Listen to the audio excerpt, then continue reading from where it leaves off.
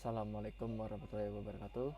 Di sini saya akan mempresentasikan demo aplikasi TA saya yang berjudul Sistem Informasi Rekam Medis dengan Implementasi Kriptografi Blue Office. Oke, sebelum itu perkenalkan, nama saya Muhammad Zaidi Nur dengan NPM 2020 43570004 dan saya mahasiswa Indra kelas ekstensi. Oke, langsung aja waktunya demo aplikasi.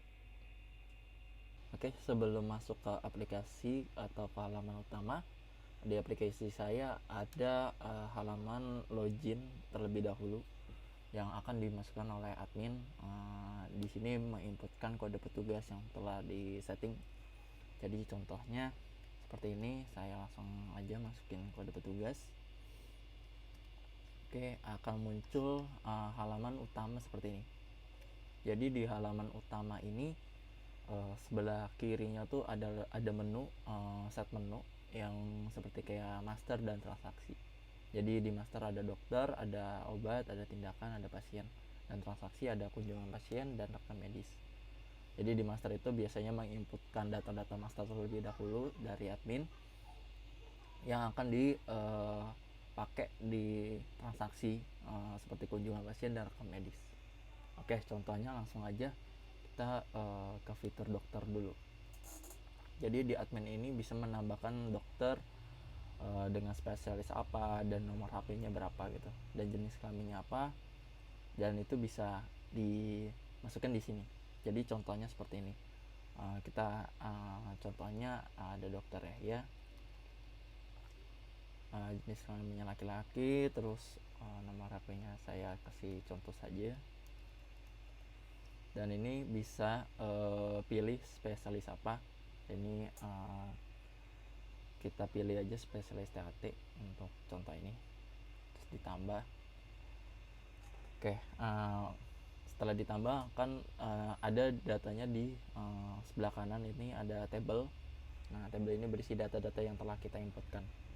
Jadi untuk melakukan edit atau hapus, kita cukup memilih datanya terlebih dahulu di sini. Seperti contohnya ini, otomatis nanti di form sebelah kiri akan terisi secara otomatis juga, dan kita langsung dapat mengedit ya datanya. Contohnya saya mau mengedit nomor HP-nya dulu. Nah, seperti ini. Jadi kita klik ubah. Nah, otomatis nanti data nomor HP-nya akan berubah juga, yang tadi telah kita ubah juga. Dan ketika mau menghapus, kita cukup juga memilih data seperti ini dan kita klik hapus, maka data akan terotomatis dihapus. Oke, selain menginputkan, selain mengedit dan menghapus, kita juga bisa mencetak laporan di menu di bagian sini. Kita bisa klik. Oke, akan muncul tampilan seperti ini. Jadi di sini laporannya simpel saja, itu mengelis semua banyak dokter, nama dokter dan jenis kelamin yang telah kita masukkan. Oke, lanjut ke fitur obat. Nah, di fitur obat ini kita dapat memasukkan obat-obat apa saja yang ada di klinik dan di puskesmas. Jadi contohnya aja, saya mau memasukkan nama obat mungkin Bodrek, terus stoknya ada 1000 dan harga obatnya adalah 5000. Keterangan obatnya obat sakit kepala. Jadi kita bisa klik tambah. Nanti secara otomatis akan tampil di halaman sebelah kanan ini, tabel ini. Dan kita sama seperti yang ada di form dokter, ini akan bisa diubah dan dihapus. Cukup untuk memilih datanya saja. Jadi contohnya misalkan saya mau merubah stoknya menjadi 2000, maka kita cukup mengklik ubah, dan maka data akan berubah juga. Oke, dan juga sama untuk menghapus, kita bisa klik hapus, kita akan terhapus. Dan di sini juga kita bisa cetak laporan seperti ini. Laporannya Sama Sipol juga akan mengelis data-data obat yang ada di aplikasi itu yang telah dimasukkan. Oke, lanjut ke data fitur tindakan. Jadi di tindakan ini juga ada beberapa list tindakan yang dapat dimasukkan oleh admin dan harganya berapa gitu. Contohnya saja kayak seperti pemeriksaan gigi.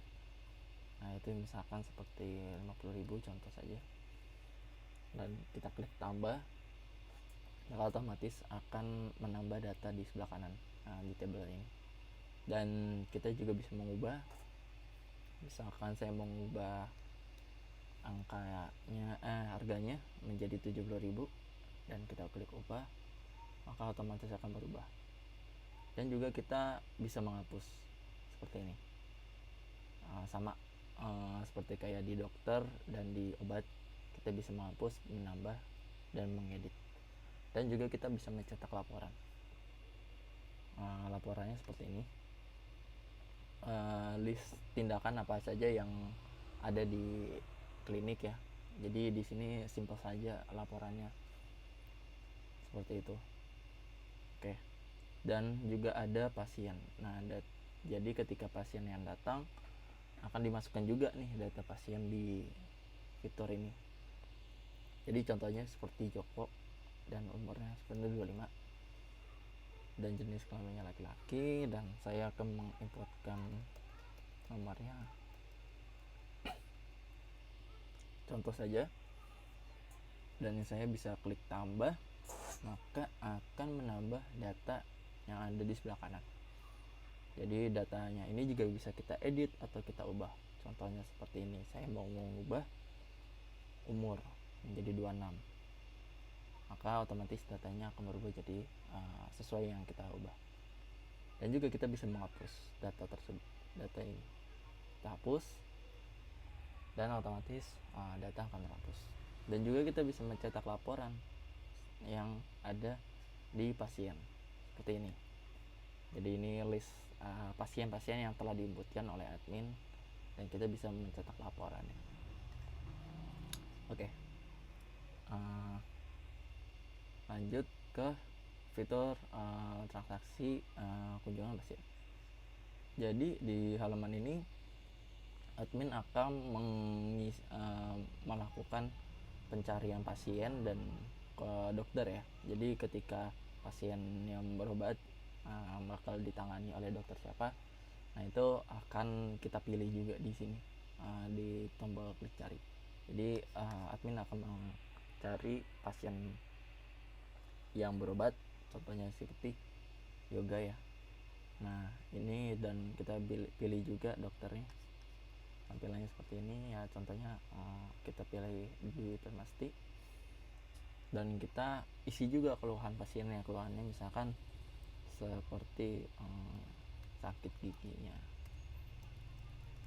Oke, dan kita klik tambah, otomatis akan menambah juga datanya sebelah kanan.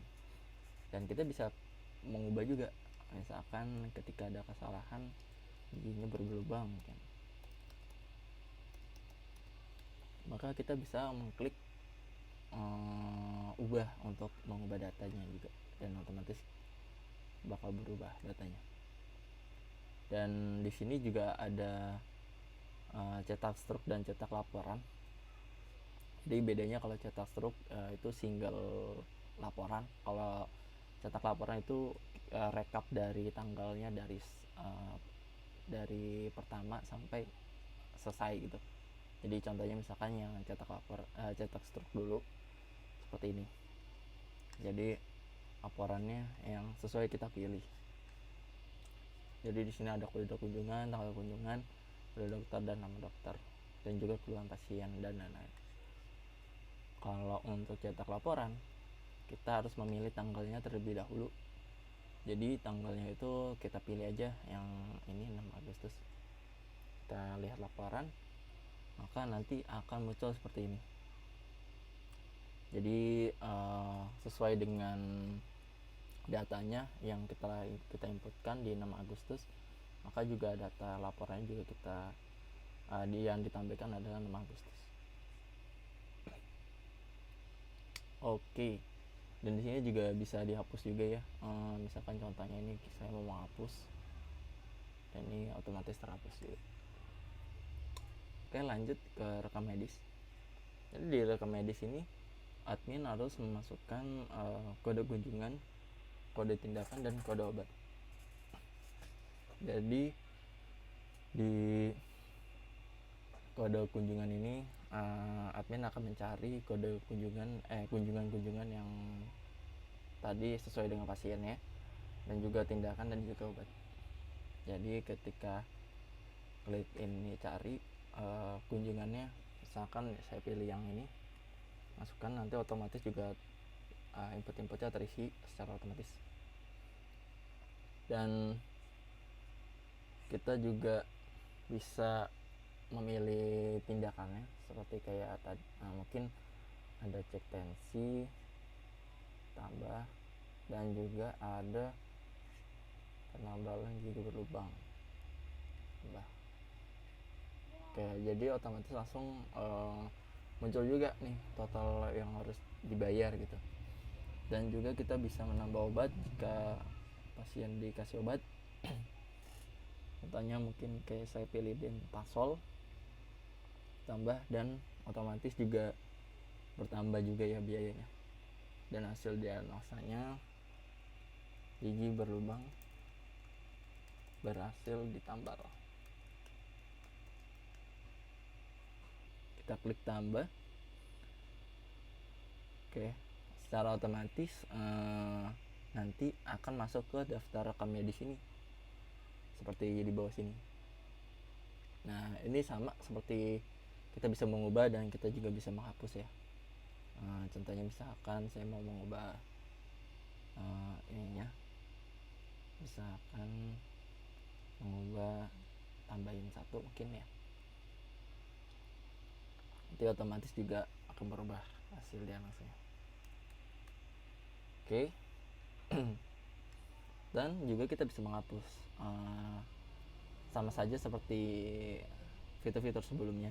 Jadi di form ini kita bisa menambah, kita bisa mengedit, dan bisa menghapus ya.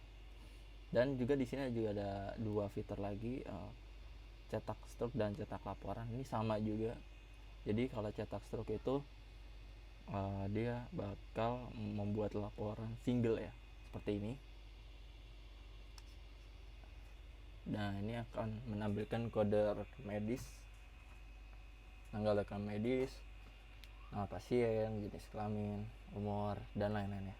Dan juga bisa menampilkan tindakan, obat yang dibeli, dan juga harganya.